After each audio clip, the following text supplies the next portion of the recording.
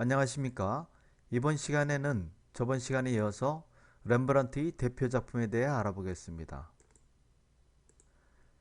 여러분이 렘브란트 하면 제일 먼저 떠올리는 작품이 무엇입니까?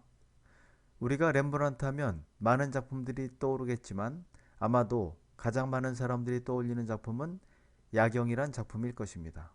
그럼 지금부터 사람들이 가장 많이 알고 있고 렘브란트의 대표작인 야경에 대해 자세히 알아보도록 하겠습니다. 바로 이 작품이죠. 우리가 알고 있듯이 미술 비평가들은 오래전부터 렘브란트의 야경을 북유럽 미술의 최고 걸작 중 하나로 평가해 왔습니다. 이 작품은 새로 지은 웅장한 암스테르담의 도시 민병대 본부 건물에 걸기 위해 주문한 것으로 프란스 반닝 코크 대장과 그 대원들을 그린 단체 초상화입니다. 이 작품의 제목이 야경이기 때문에 우리는 쉽게 한 무리의 사람들이 야간 순찰을 하는 장면을 그린 그림이겠구나 라고 생각하기 쉬우나 실제로는 한낮에 부관의 명령 아래 부대가 출격하는 장면을 그린 낮 그림입니다. 야경이란 이름은 일찍이 18세기부터 불려졌는데 그 이유는 1940년까지 그림의 표면을 덮고 있던 어두운 광택 때문에 밤의 장면으로 오해되어 작품 제목이 잘못 붙여진 탓이었습니다. 그러므로 우리가 원래 제목을 한번 추정해 본다면 야경보다는 프란스 반닝 코크 대위의 중대라고 하는 것이 더 맞는 제목일지도 모르겠습니다. 이 작품은 네덜란드 황금시대의 절정이었던 1642년에 완성되었습니다. 이 작품은 암스테르담에 새롭게 지어진 민병대 본부의 벽을 꾸미기 위해 민병대의 대장인 프란스 반닝 코크 대위와 그의 대원들이 작품 제작 비용을 모금하여 렘브란트에게 단체 초상화 제작을 의뢰하였다고 전해지고 있습니다. 그러나 몇몇의 미술사학자들은 1638년 프랑스 왕비의 암스테르담 방문을 기념하여 렘브란트에게 이 그룹 초상화를 의뢰한 것이라고 보는 견해도 있습니다. 이 작품의 원래 사이즈는 지금 것보다 조금 더 큰 4.5m 곱하기 5m에 달하는 대형 그림이었으나 그림을 걸려는 장소가 그림보다 작아 그림 양쪽과 위를 잘라냈다고 합니다. 여러분들이 보시는 왼쪽 그림이 잘리기 전 원작의 모습을 재현한 카피본이고 오른쪽 그림은 야콥 콜레인스가 잘라내기 전의 야경을 분필과 수채 물감을 사용해 그린 그림입니다. 왼쪽 그림에서 보는 바와 같이 흰선 바깥 부분이 잘려나간 부분들입니다. 여기서 보여지듯이 그림 양옆과 윗부분이 잘려나갔다는 것을 알 수 있는데 특히 왼쪽 부분이 더 많이 잘려나간 것을 볼 수 있습니다. 너무나 아쉬운 부분이 아닐 수 없습니다. 이 작품을 찬찬히 살펴보면 작품에 등장하는 무리들 가운데 우리의 시선을 끄는 세 인물이 있습니다. 바로 작품 중앙으로 앞에 나와 있는 두 사람과 왼쪽 안에 있는 밝은 차림의 소녀라 할 수 있습니다.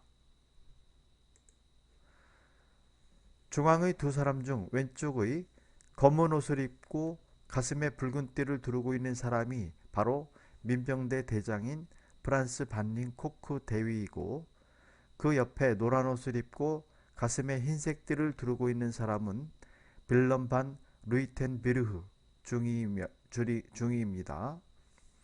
이 두 사람의 지휘 아래 총으로 무장한 민병대원들이 막 출격을 하고 있는 장면이며 그들 뒤에는 중대의 깃발이 높이 들려 있습니다.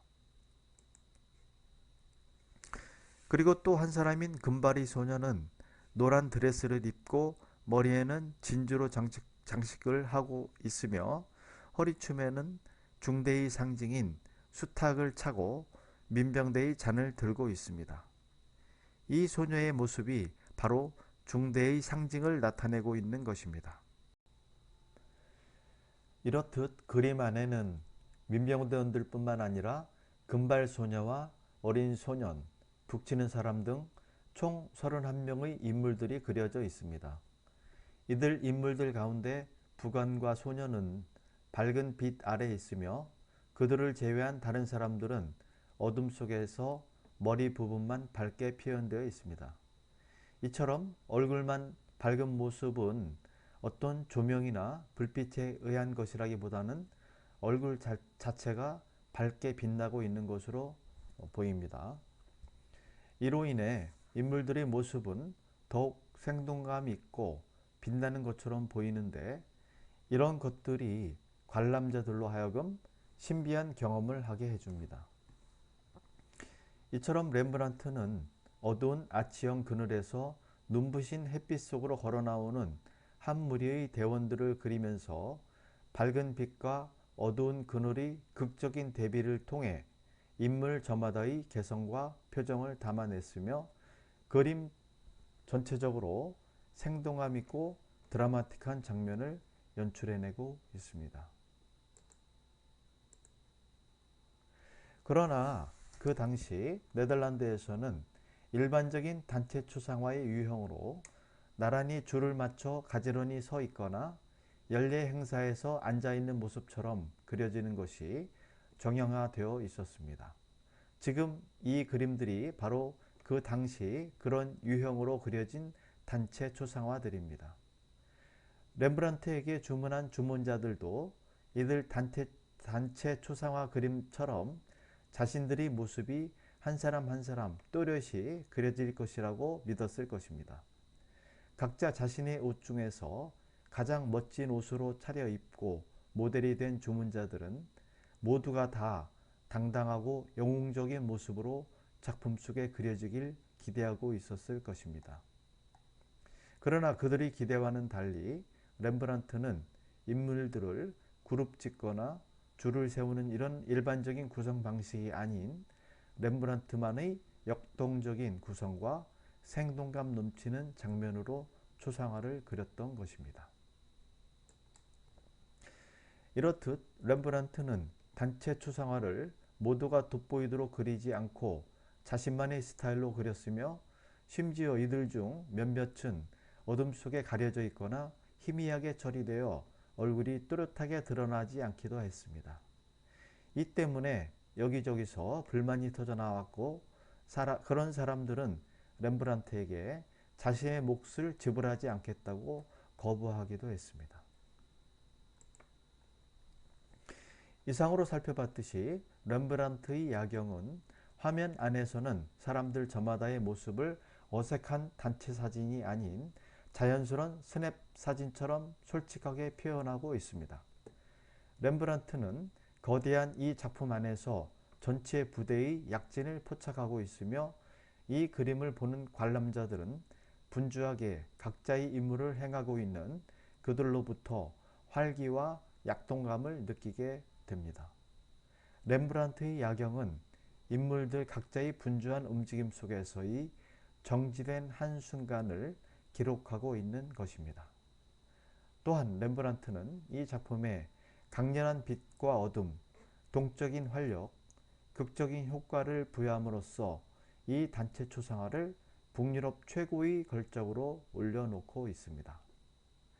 전 시간에 렘브란트의 생애에서도 살펴보았듯이 렘브란트 개인의 삶은 이 그림을 기점으로 점점 어려움을 겪게 됩니다. 사람들은 더 새로운 기법에만 몰두하고 오만하기까지 한 렘브란트에게 그림을 의뢰하길 꺼려하기 시작했고 그러한 움직임은 렘브란트가 그의 가정부인 핸드리케 스토펠스 사이에 아이를 낳자 극에 달했습니다. 검소한 삶과 금욕주의를 내세우는 칼뱅파가 지배하던 네덜란드에서 두 사람은 부도덕한 인간으로 낙인 찍혔고 아무 죄도 없는 스토펠스는 교회로부터 엄중한 비난을 받아야만 했습니다. 그 이후 렘브란트는 더 이상 재기하지 못하고 결국 쓸쓸한 종말을 맞게 됩니다. 이상으로 렘브란트의 대표작인 야경에 대해 알아봤습니다. 이어서 다음 작품을 보겠습니다. 다음 작품 역시 렘브란트를 대표하는 작품들 중 하나로 돌아온 탕자입니다. 이 작품의 주제는 신약 성서 누가복음 15장의 이야기입니다. 한 아들이 아버지한테서 자기 몫의 유산을 달라고 하여 집을 떠납니다. 그 후 아들은 먼 객지에서 사치와 방탕한 생활로 가져간 재물을 다 탕진해 버리고 빈털터리가 됩니다. 거지가 된 아들은 남의 집 더부살이로 하루하루 연명을 하지만 그 누구도 그를 동정하거나 도와주는 사람이 없었습니다. 그러다 문득 자기 자신이 자기 집 하인보다도 못한 처지란 것을 깨닫고는 그제야 잘못을 뉘우치고 아버지에게로 다시 돌아갑니다. 멀리서 아들이 거지꼴로 돌아오는 모습을 본 아버지는 측은한 생각에 달려가 아들을 따뜻하게 맞이해 줍니다. 그리고 하인을 불러 어서 제일 좋은 옷을 꺼내 입히고 가락지를 끼우고 신을 신겨 주어라. 그리고 살찐 송아지를 끌어내다 잡아라. 먹고 즐기자. 잃었던 아들을 다시 찾았다. 라고 말합니다. 그리하여 성대한 잔치가 벌어졌습니다. 그러나 밭에 나가 일을 하고 돌아온 큰아들은 이것이 못마땅하여 불만을 터뜨립니다. 지금까지 열심히 일한 자신에게는 아무것도 해주지 않으면서 자기가 받을 유산을 모두 탕진하고 돌아온 동생에게는 살찐 송아지까지 잡아준다고 말이죠. 큰 아들의 항의에 아버지는 잃어버린 동생을 다시 찾았으니 돌아온 것을 축하하는 것이 마땅하지 않느냐며 큰아들을 타이릅니다. 렘브란트는 이 이야기의 줄거리로부터 인간의 사랑과 용서, 포용이 잘 드러나는 장면으로 그의 그림에 그려놓았습니다. 그것이 바로 돌아온 탕자입니다. 작품을 천천히 다시 한번 살펴보겠습니다. 아버지는 자식으로 인한 지난날의 고통과 슬픔의 감정을 억누르려는 듯 눈을 지그시 감고 두 손으로 아들의 어깨를 감싸고 있습니다. 아버지 앞에 무릎을 꿇고 앉아있는 아들의 모습은 왜소하고 초라하기만 합니다. 머리카락이 다 빠진 머리에 벗겨진 신발과 상처난 발, 뒤꿈치가 다해진 낡은 신발은 그가 얼마나 비참한 생활을 하였는지를 말해주고 있습니다. 다만 허리춤에 차고 있는 단도가 그의 신분을 짐작케 할 뿐입니다. 이 그림에는 모두 6명의 인물들이 등장합니다. 아버지 뒤편 어둠 속에 서 있는 여인은 탕자의 어머니입니다. 잘 보이지 않지만 뒤쪽 왼편 기둥에 기대어 있는 여자는 이 집의 하녀이며 검은 모자를 쓰고 앉아 이들의 모습을 지켜보고 있는 사람은 이 집의 재산관리인입니다. 그리고 오른쪽에 지팡이를 짚고 서 있는 사람이 형으로 아버지와 동생의 모습을 못마땅한 표정으로 바라보고 있습니다. 밝은 빛으로 강조된 아버지의 인자한 얼굴 모습과 흰 수염, 그리고 핏기 없는 손길은 인간을 사랑하는 하나님의 모습을 연상시킵니다. 얼마나 고생을 했는지 머리카락이 다 빠진 머리에 구멍난 누더기 옷을 걸친 아들의 모습은 죄 많은 인간의 모습입니다. 뒤에 어둡게 묘사된 사람들은 시기와 무정과 죄악을 상징합니다. 인간 내면의 사악한 마음과 그에 따른 고통에 대한 깊은 이해로 성서의 의미를 해석하려 한 렘브란트는 이 그림으로 인해 위대한 종교화가라고 할 수도 있겠습니다.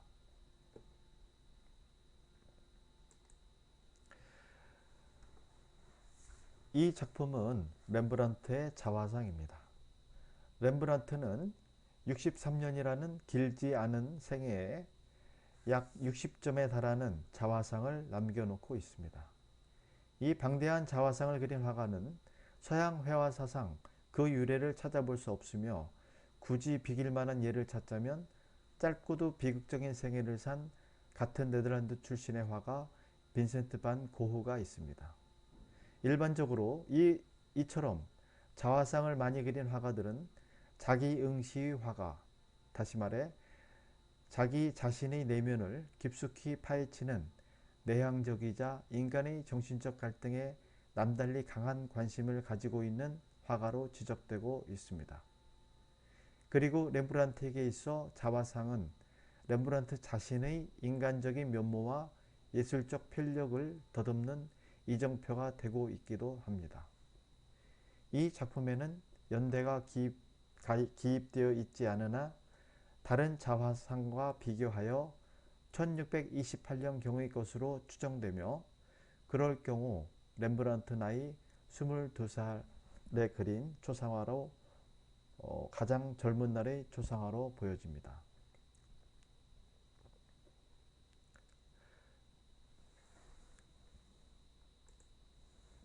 이 작품은 렘브란트의 아내 사스키아를 그린 작품입니다. 이 작품이 그려질 무렵 렘브란트는 초상화가로서 대단한 인기를 누리고 있었고 따라서 주문도 쇄도하고 있었습니다.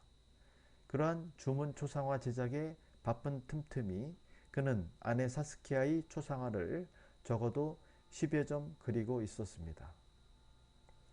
그리고 그 초상화 모두가 화사한 의상과 모자, 화려한 장신구를 걸친 모습으로 그려져 있습니다.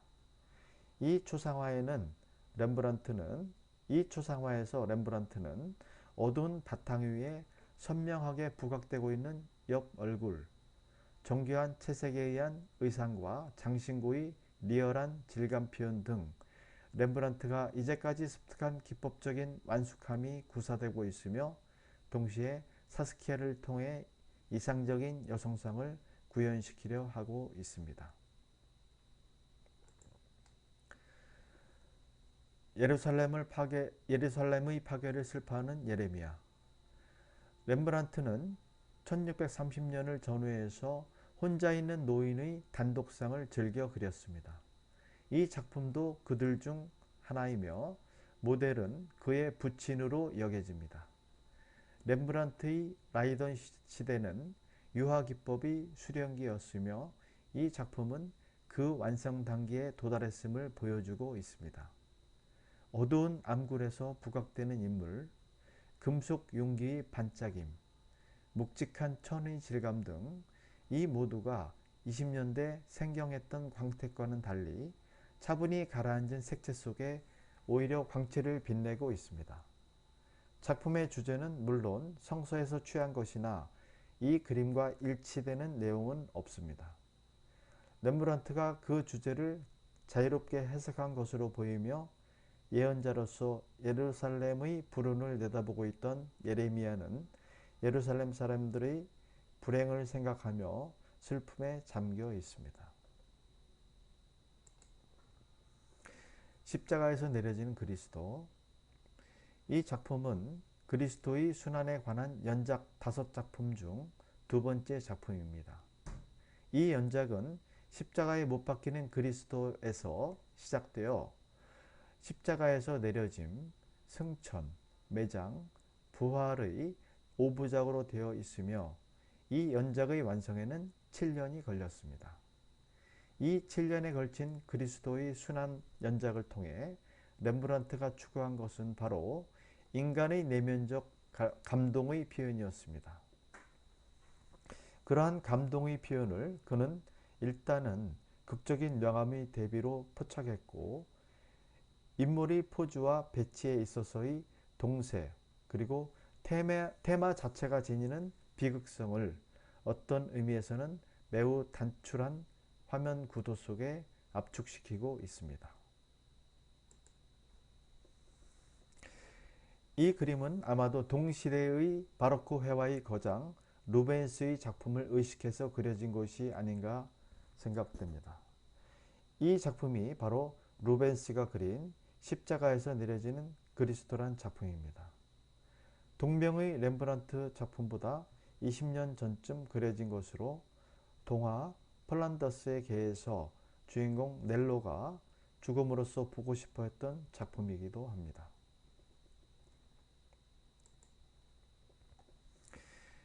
선술집의 방탕화. 이 작품의 주제에 대해서는 그동안 여러 가지 해석이 내려지고 있습니다. 그 해석들을 살펴보면 첫 번째로 렘브란트의 신혼생활의 행복한 모습을 그린 것이다. 두 번째는 성서에 나오는 방탕화의 역할을 렘브란트와 사스키아 부부가 스스로 연기하고 있는 것이다. 세 번째로 자만심에 대한 경종의 속뜻이 담긴 것이다. 이렇게 세 가지로 나뉘어집니다. 그러나 그와 같은 해석이 어찌됐든 이 작품은 렘브란트 자신과 사스키아를 모델로 연출한 다분히 우의적인 두 사람의 초상화임에는 틀림이 없습니다. 이 그림에서는 의기양양한 렘브란트가 사스키아를 무릎 위에 앉히고 이쪽을 향해 술잔을 높이 들고 있습니다. 그리고 왼쪽 탁자 위에는 공작이 놓여 있는데 네덜란드의 도덕적 우위에 의하면 술잔은 호의호식을, 공작은 오만함을 의미한다고 합니다. 렘브란트가 차고 있는 칼도 그때의 신분으로서는 허용되지 않는 것이었습니다. 다음 작품을 보겠습니다.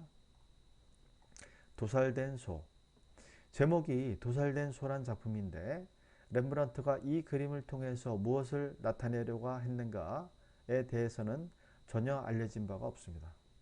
어쨌든 이 작품은 당시 사람들에게는 결코 아름다운 그림으로 받아들여지지 않은 것만은 사실입니다. 그러나 얼마 가지 않아 들라크로아가 이 그림을 모사했고 도미에는 이에 자극받아 푸주간 연작을 제작했습니다. 그들은 이 작품을 낭만주의적 사실주의 표본으로 받아들였던 것입니다. 또 수틴도 이에 자극받아 도살된 소의 연작을 제작했으며 그에게 있어 그것은 표현주의적 작품이 하나로 간주되었습니다. 이처럼 이 작품은 그 추한 테마에도 불구하고 힘찬 붓터치에 의한 색채와 리얼한 표현이 후대의 몇몇 화가들을 사로잡은 것이었습니다. 한마디로 이 그림은 렘브란트에 있어 사실주의 탐구와 회화적이고 색채적인 표현에 있어서의 무한한 가능성을 보여주고 있는 작품입니다. 34살의 자화상. 이 작품은 렘브란트 나이 34살 때의 초상화입니다. 이탈리아풍의 호화로운 옷을 걸치고 베레모를 쓰고 의연히 앉아있는 모습은 세속적인 성공을 거둔 화가의 자신감 넘치는 모습을 보여주고 있습니다. 그러나 화풍으로 보아 이 작품의 중요성은 그것이 렘브란트의 이탈리아 회화에 대한 관심을 보여주고 있다는 데 있습니다. 렘브란트는 평생 동안 이탈리아에 가지 않았습니다. 그 이유는 네덜란드에서도 이탈리아 회화를 접할 수 있다는 이유에서였습니다. 그리고 이 자화상이 바로 네덜란드에서 본 이탈리아의 두 거장 라파엘로와 티치아노의 작품에서 자극받아 그려진 작품입니다. 사실 렘브란트는 40년대에 들어서면서 바로크에서 탈피하여 고전주의적 징후를 보이며 그 경향이 이 작품에서도 눈에 띄입니다. 그러나 그는 고전주의에 관심을 두면서도 자기 자신의 표현에 충실하고 있습니다. 지금 이 자화상에는 제작 연도가 적혀 있지 않지만 1657년에 제작되었다는 추정이 맞다면 렘브란트 나이 51세에 그려진 자화상입니다. 이미 여기에서는 젊은 날의 패기는 없으며 사실 1656년은 렘브란트가 파산 선고를 받은 해입니다. 그러한 경제적인 역경과 이에 따른 갖가지 어려움을 겪고 있는 렘브란트의 힘든 모습이 이 자화상에서 보여지고 있습니다. 어쩌면 이 자화상은 힘든 역경 속에서 극복의 의지가 아직은 남아있는 마지막 초상화일지도 모릅니다. 왜냐하면 이 자화상이 그려진 이후에 렘브란트의 자화상들은 급속하게 노쇠한 모습으로 그려져 있기 때문입니다.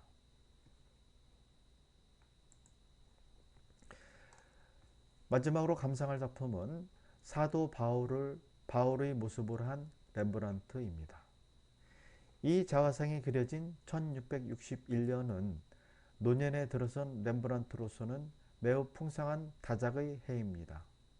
이 해에 그는 다시 성서 시리즈를 그렸으며 이 작품도 그 중의 하나입니다. 당시 화가들 사이에는 성경 속 인물처럼 옷을 입고 그리는 것이 유행했다고 합니다. 요즘 사람들이 하는 코스프레랑 비슷한 것이었나 봅니다. 사도 바울이 분장을 하고 있지만 이 그림 속 주인공의 모습을 보면 렘브란트 자신임에 틀림이 없습니다. 그는 한 손에 책을 들고 있고 망토 깃 밑으로는 단검의 손잡이가 비춰지고 있습니다. 그는 무엇인가를 묻는 듯 또는 물으면서도 그 대답을 넘겨짚는 듯한 눈초리로 우리 쪽을 바라보고 있습니다. 그 눈초리는 노년의 나이에도 불구하고 또렷함을 잃지 않고 있습니다. 이상으로 렘브란트의 대표 작품들을 알아보았습니다. 그럼 오늘 수업은 이것으로 마치겠습니다. 감사합니다.